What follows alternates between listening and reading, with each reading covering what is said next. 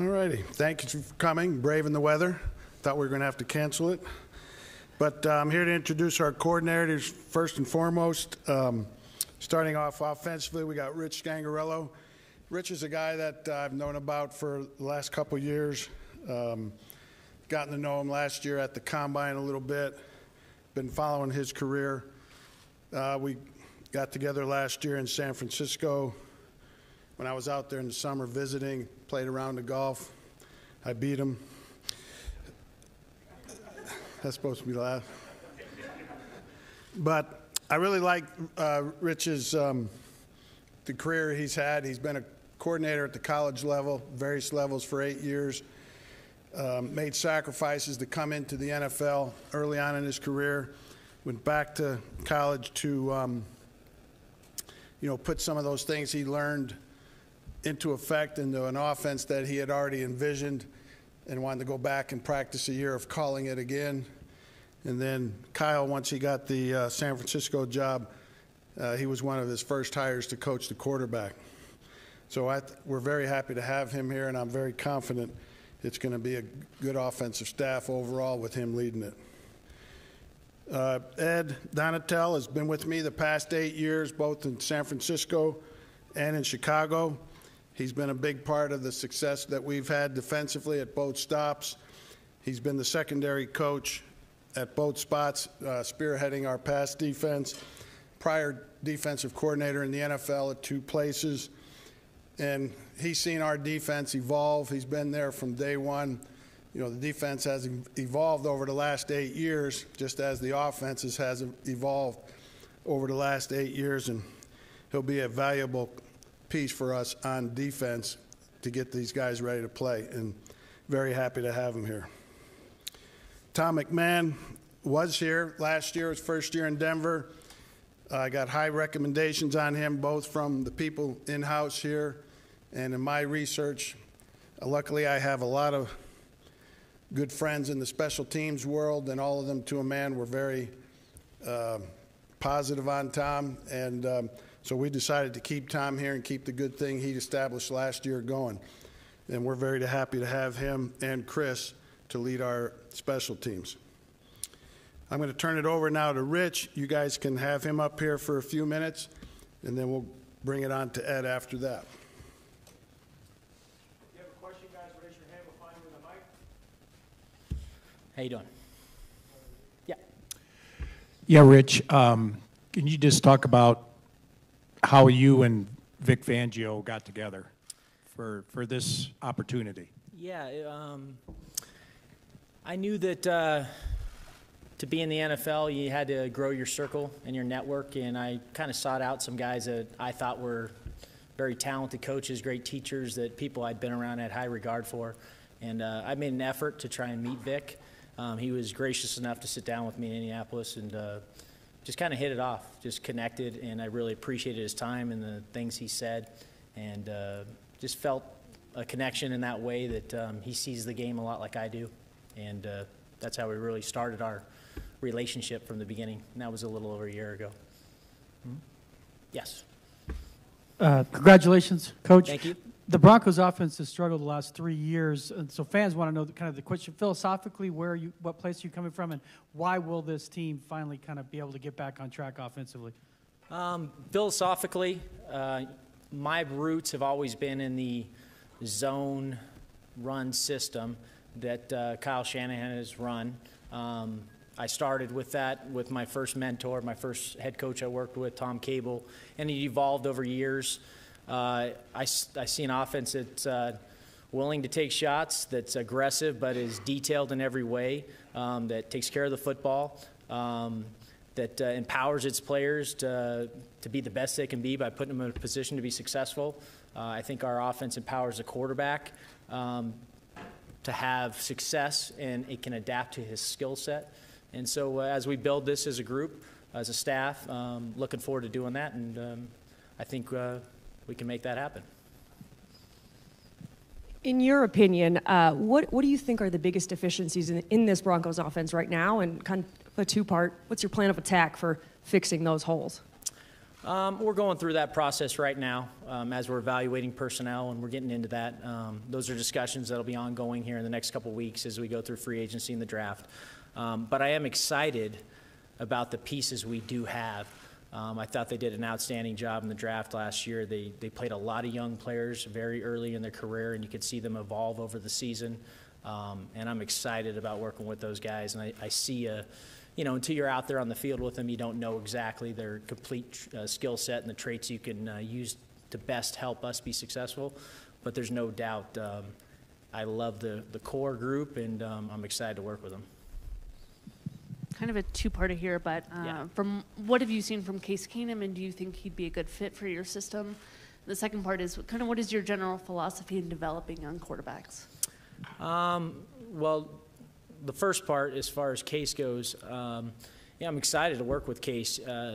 We were not in the market for a quarterback in San Francisco last year, but he was a free agent, and I did my due diligence on him, and he really played outstanding in Minnesota, and he was a big part of helping them get to where they got to that NFC Championship game.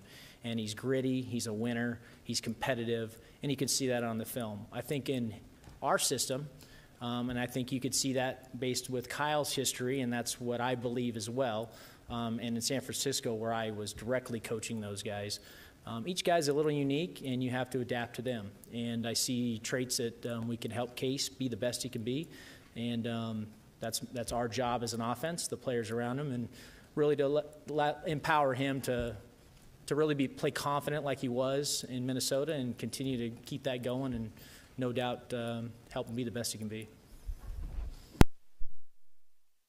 Earlier this month, John Elway said that he would like this offense to modernize and add some innovation. When you hear that, what does that mean to you? Is that about adaptability or what? Well, I think the game is always evolving, and I think that some of that can touch on a lot of things. I think there's a perception, too, that college football has evolved in a completely different direction than the NFL, and that's trickling into our game. So there's those fresh ideas, which you're starting to see with the RPOs and different things that people are doing, and that can help the quarterback.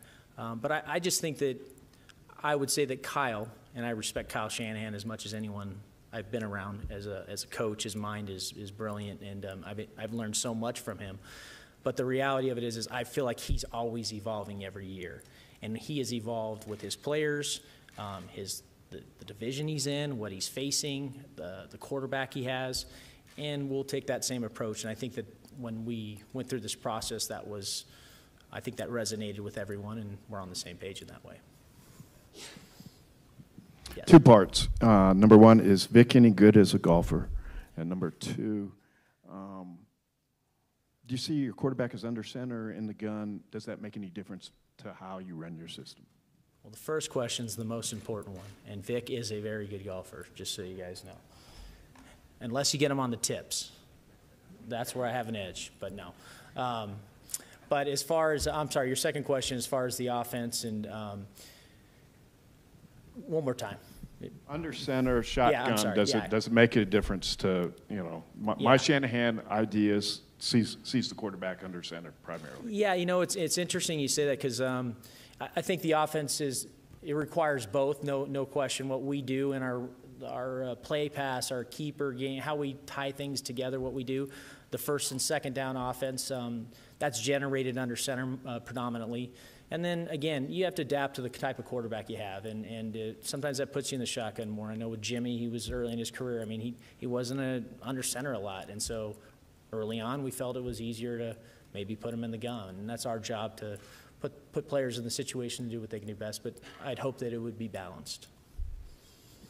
Coach, how much do you want to or need to be involved in the personnel evaluation of the quarterback into free agency and the draft? I think that's the organization always makes those decisions, and that's stuff we'll all get into. I just know that one of the things I was most impressed with when I came in on the interview was just the unity in the building, the vision, and it really excited me to be a part of it. And I have no doubt that we'll develop the guys that are here to be great players and the best we can get them to be, and whatever else transpires from there with new players and all that, we'll do the same. And how we go through that process, I'm sure we'll work through that, but I'm excited to work with John Elway and Vic and the personnel department in any way necessary. Coach, you called plays at the college level, I think 8 years. How is it different, and what is the challenge of doing it for the first time at the professional level?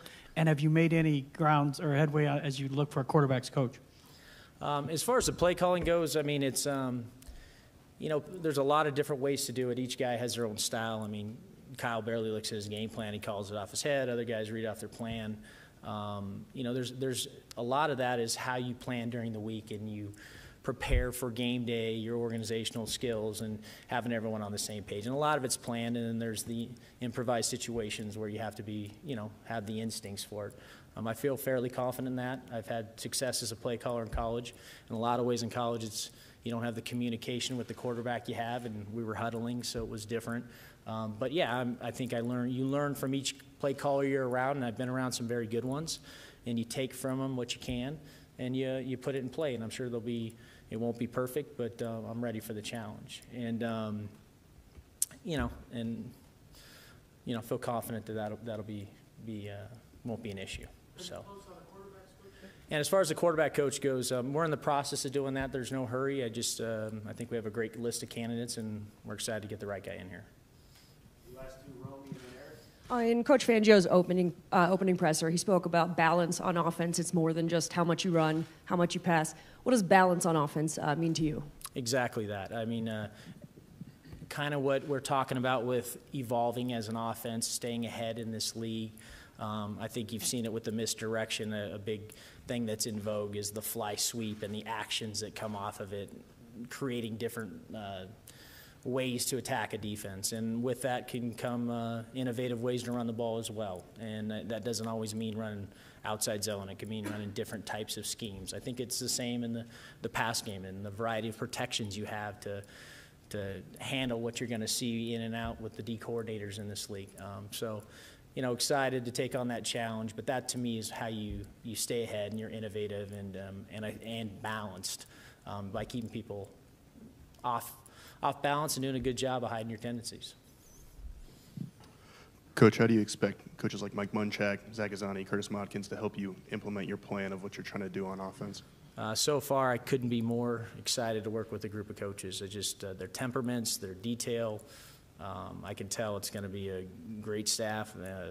I think Coach Fangio has a vision for what he sees in coaches, and I think a big part of that is you have to be a great teacher. You have to be detailed, and you know, very fortunate to be able to work with Mike Munchak. The conversations we've had so far, I mean, he's one of the best line coaches in the league.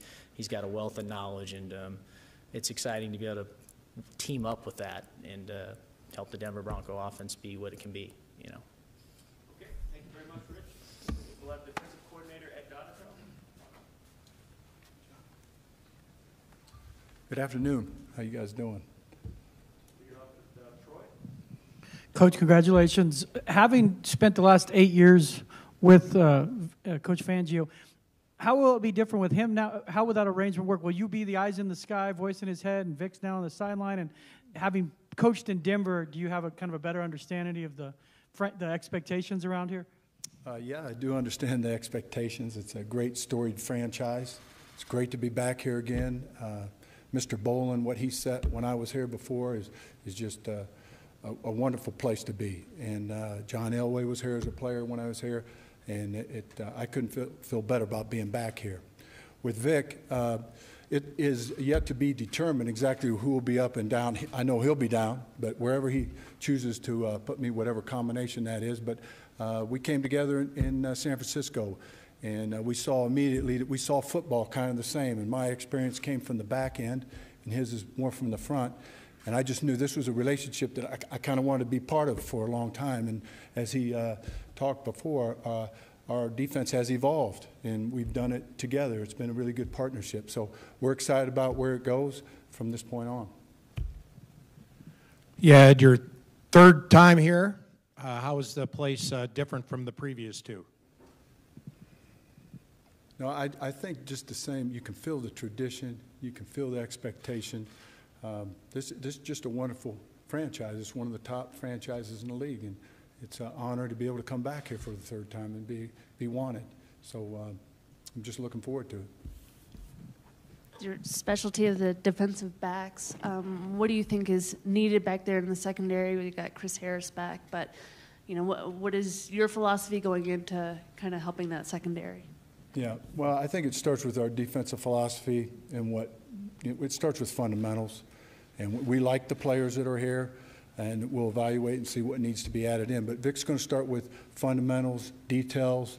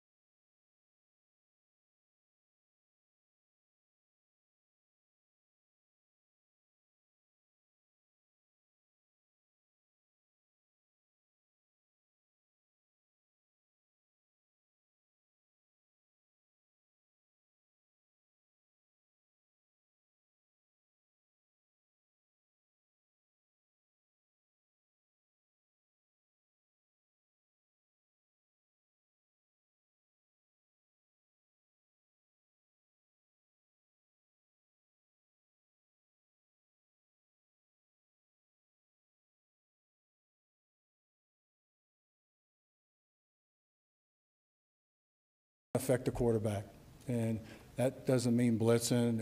It means a combination of rush and coverage, and that's what we've been able to do together. And it's a great task to keep that going. But we will stress the takeaways. We will be successful in that area. It's an area we'll have a major commitment to. So we want to make that happen some more here. Von Miller's been in this league a long time, had a lot of success. Pardon? Von Miller's been in this league for a long time. Yeah. He's had a lot of success. Yeah. Can you open his mind up to different ways of approaching?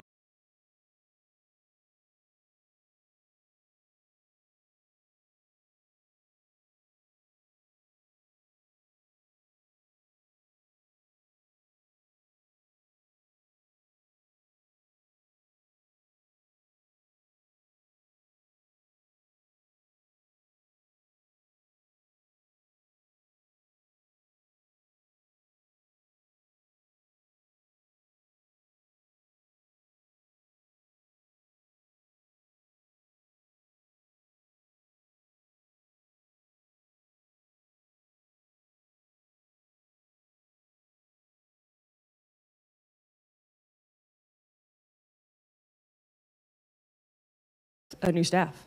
Yeah, I'm excited to be here, and I wanted to stay. I feel blessed to have the opportunity to work with Coach Fangio. He has every single, offense, defense, and special teams, in my opinion. He has it down, and I can't wait to work with him. Yeah, Tom, you saw in the last round there was a lot of clutch kicks, clutch field goals. Maybe Vic and Ed should hide their ears. But, is there a way to work on kickers? Is there a way to work on making the field goal under pressure. And do you have that in Brandon McManus? I think Brandon McManus does have that, and there is ways to work it within practice. We have to do a great job of getting them in situations in the game, but to answer your question, deep down inside, I think Brandon can make those kicks, and I think he will, and he'll improve. Coach, it must have been an interesting time for you as there was such a large amount of turnover. What was that like for you personally? And what do you see initially as a difference with this staff compared to what existed before? To answer your first question, the off season is every single year, regardless of if you've had success or no success. You're always going to feel that pressure, is when there's change. I can't give you an answer as to this difference in staff, this, that, the other. I know this within the organization. I can't wait to work with Vic, with Ed, with Rich, and been lucky to be able to keep Chris here on staff. But that's going to take a year, to get through that and to give you that proper answer. Coach, you've said a lot over the past year that you don't like to reflect back too much and focus on the moment, but how would you assess how you did as a special teams coordinator in year one with the Broncos, and where do you think you can improve? I think we need to improve in everything, to be up front with you. There's every single area we have to improve on. I think the players would agree. Whether you've had success or you struggled in a certain area, the next day is the most important day. What happened yesterday is going to hit you in the grave. But we have a long ways to go. Got a great organization here. The culture is the best thing about this building is we're expected to win. I've been in buildings where you hope to win, and I can't wait to get started with Vic and the rest of the staff. Coach, is it, we've only known Vic for a little bit, but is there a no-nonsense approach to him? What is it like being around Coach Fangio? The number one thing, trait that I've noticed in being with him for this last week is he has a football presence. You feel people that are very knowledgeable, in their craft.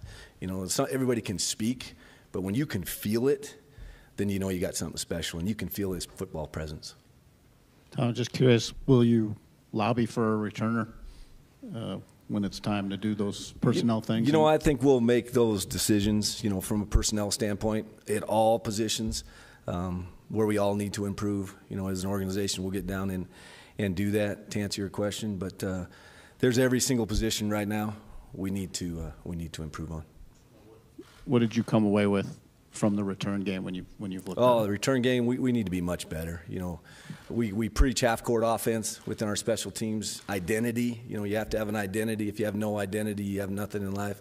And then we preach full-court defense, to give them an opportunity to force the other team to drive the whole field. And we did not help our offense a year ago. And the number one thing is drive-start average. And if you look at it and you take kick return and punt return, minus 21-yard line, if you average the two, you got no chance. You're throwing water balloons on a battleship. So we need to really help them in that situation from an offensive standpoint in our return game. And that's everybody involved. It starts here. Yeah, Tom, some head coaches, don't really pay attention to special teams all that much. Coach Fangio, in his opening remarks, thanked Joe Marciano, a longtime special teams. Did that make you think like you got a head coach that, is going to care about your units?